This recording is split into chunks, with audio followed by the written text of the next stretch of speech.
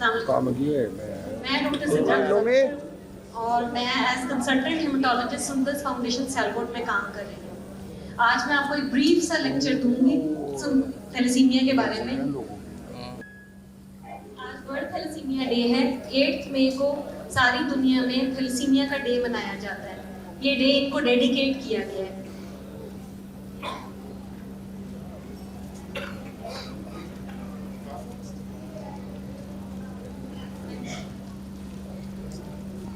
Thalassaemia होता क्या है? थैलेसीमिया एक ऐसी मौरूसी बीमारी है जो कि जिसमें मेन जो बच्चे प्रेजेंट करते हैं वो अनीमिया के साथ प्रेजेंट करते हैं और लो एचपी के साथ प्रेजेंट करते हैं।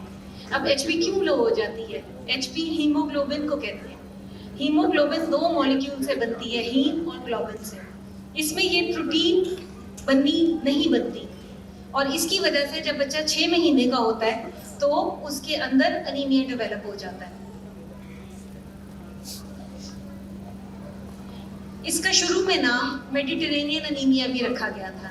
ये इस वजह से रखा गया था क्योंकि ये जिस जगह पे इजाद की गई, इजाद तो नहीं कहना चाहिए, डिस्कवर हुई थी ये बीमारी पहले, वो मेडिटेरेनियन सी के अराउंड था और वहीं से इसका नाम भी निकाला गया था जो कि थैलेसीमिया।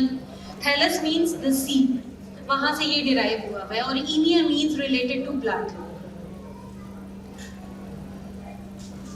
1925 में इसका पहला केस डिस्कवर हुआ था। वो एक साइंटिस्ट ने इटालियन बच्चों में डिस्कवर किया था कि ये बच्चे खून की कमी, पेट के बढ़ने से और ग्रोथ ना होने की वजह से फौत हो रहे थे। मेडिटेरेनियन सी कौन सा इलाका है? मेडिटेरेनियन सी वो है जो अटलांटिक ओशन और यूरोप और अफ्रीका को सेपरेट करता है। अफ्रीका के साथ साथ एशिया और इन इलाकों में ये ज़्यादा केसेस होते हैं। नेक्स्ट, पूरी दुनिया में 10,000 बच्चे जब पैदा हो जाते हैं उनमें 4 से 5 बच्चे थैलेसीमिया के होते हैं और पाकिस्तान में ये बर्डन बहुत ज़्यादा है। पाकिस्तान में 1 करोड़ 32 लाख कैरियर हैं और उनमें से तकरीबन 17 बच्चे थैलेसीमिया मेजर के रोज़ाना पैदा होते हैं। पाकिस्तान में चूंकि कज़न मैरिजेस, बिरादरी में कंसेगुनस मैरिज या कज़न मैरिज यहाँ पे बहुत कॉमन है, उसकी वजह से यहाँ पे बहुत ज़्यादा कैरियर्स होते हैं, तकरीबन 1 करोड़ 32 लाख।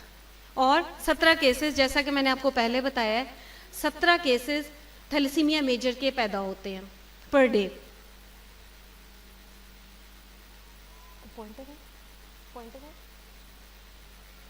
पॉइंटर है पीछे। ये जो ब्लू दिखाया गया है मदर और फादर, ये कैरियर स्टेट दिखाई गई है। अगर दोनों पेरेंट्स थैलेसीमिया माइनर के होंगे तो 25% चांस होगा एक बच्चे में थैलेसीमिया मेजर का, 50% चांस होगा कैरियर होने का और 25% नॉर्मल बच्चे पैदा होने का चांस होगा। इसकी 2 टाइप्स होती हैं, अल्फा और बीटा थैलेसीमिया। अल्फा थैलेसीमिया के 4 वेरिएंट्स होते हैं, या तो वो बिल्कुल नॉर्मल होंगे, या वो साइलेंट कैरियर होंगे, या वो माइनर की तरह से प्रेजेंट करेंगे, या वो मेजर के बच्चे होंगे, मेजर के थैलेसीमिया मेजर की तरह प्रेजेंट करेंगे। और बीटा थैलेसीमिया की या नॉर्मल होंगे इसी तरह से, या नॉर्मल होंगे, या ट्रेट होंगे, या मेजर के बच्चे होंगे। ये अल्फा थैलेसीमिया का क्रोमोसोम दिखाया गया है। नेक्स्ट करें।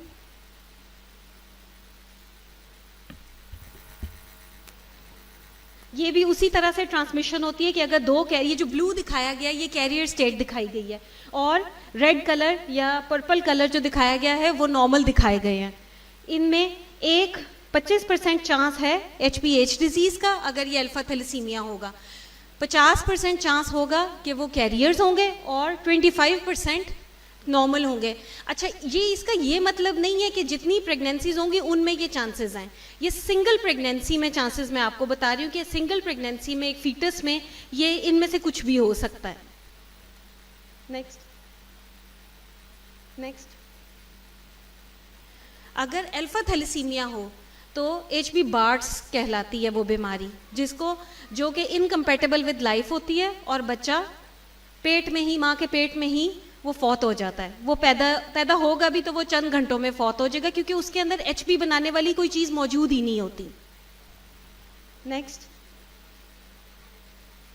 हमारे यहाँ पे बीटा थैलेसीमिया के केसेस ज़्यादा हैं। बीटा थैलेसीमिया क्रोमोसोम 11 पे होता है, अल्फा क्रोमोसोम 16 पे होता है और ये क्रोमोसोम 11 पे होता है।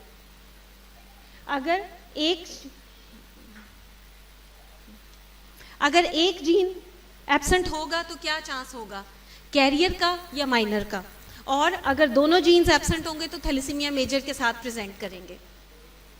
नेक्स्ट, ये भी वही है, उसी तरह प्रेजेंट करेंगे जिस तरह अल्फा थैलेसीमिया का मैंने आपको बताया।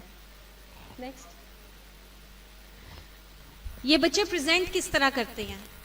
ये बच्चा यूजुअली पैदाइश के टाइम पे ठीक होता है, जब जूं चौथा पांचवा महीने होता है, जब ये 4-5 महीने का होता है तो इनके अंदर अनीमिया होना शुरू हो जाता है। अनीमिया के साथ साथ इनका पेट बढ़ना शुरू हो जाता है। वो पेट क्यों बढ़ता है, क्योंकि जिगर और तिली बढ़नी शुरू हो जाती हैं। उसके बाद बच्चा चूंकि अनीमिक होता है तो वो थकना शुरू हो जाता है, उसको सांस बहुत ज़्यादा चढ़ता है। चलने पे जब वो भागे दौड़ेगा तो उसको सांस चढ़ेगा, वो जल्दी थक जाएगा। और उसकी पैल्पिटेशंस होंगी। पैल्पिटेशन, जब खून की कमी होती है तो दिल तेजी से काम करता है, तो दिल के तेज धड़कने को जो बच्चा महसूस करता है उसको पैल्पिटेशन कहते हैं मेडिकल के टर्म में।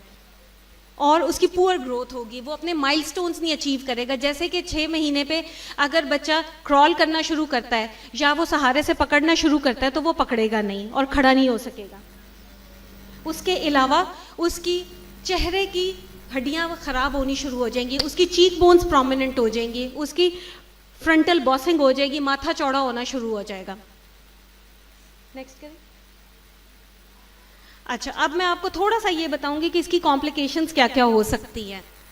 जब खून नहीं बनेगा, खून जब बोन मैरो में नहीं बनेगा तो हर हड्डी जिस्म की कोशिश करेगी खून बनाने की, उसकी वजह से हेपेटोमेगैली होगी और स्केलेटल डिफॉर्मिटी होगी।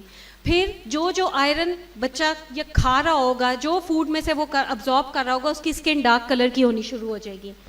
फिर इसको डायबिटीज़ होने का चांस हो जाता है, हाइपोथायराइड हो जाता है, पिट्यूटरी फेलियर में चला जाता है जब ये मल्टीपल ट्रांसफ्यूजन की वजह से आयरन ओवरलोड में जाते हैं।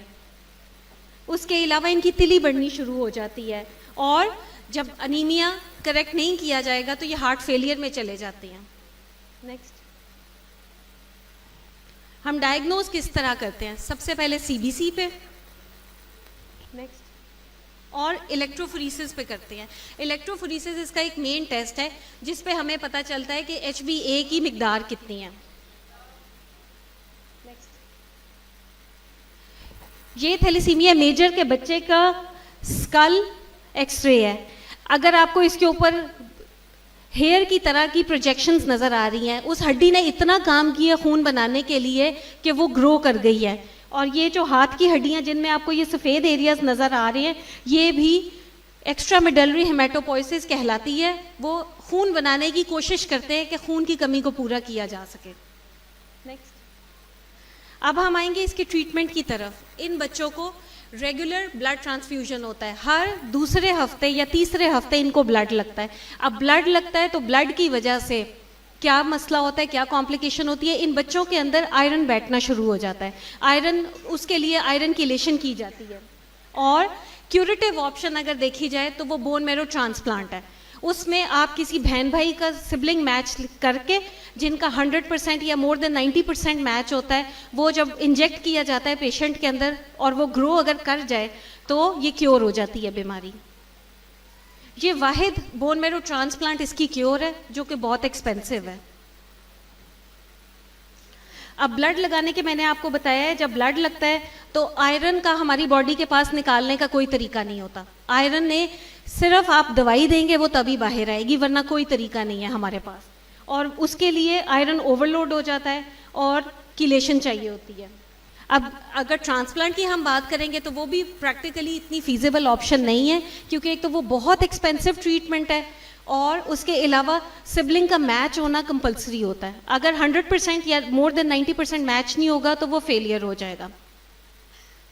Next,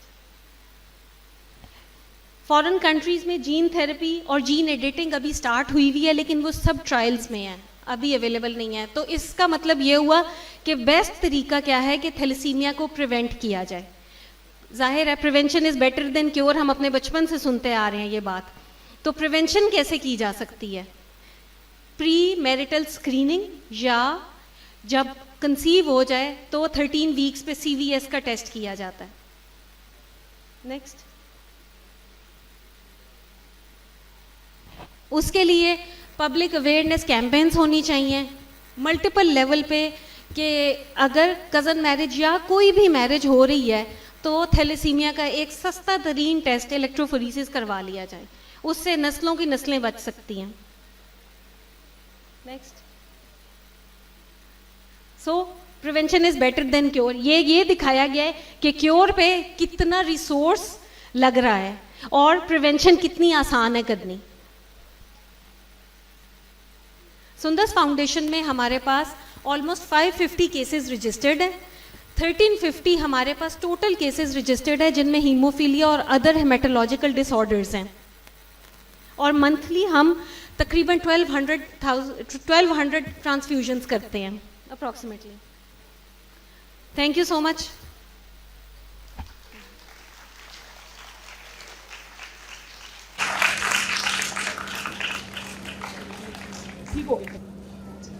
thank you so much.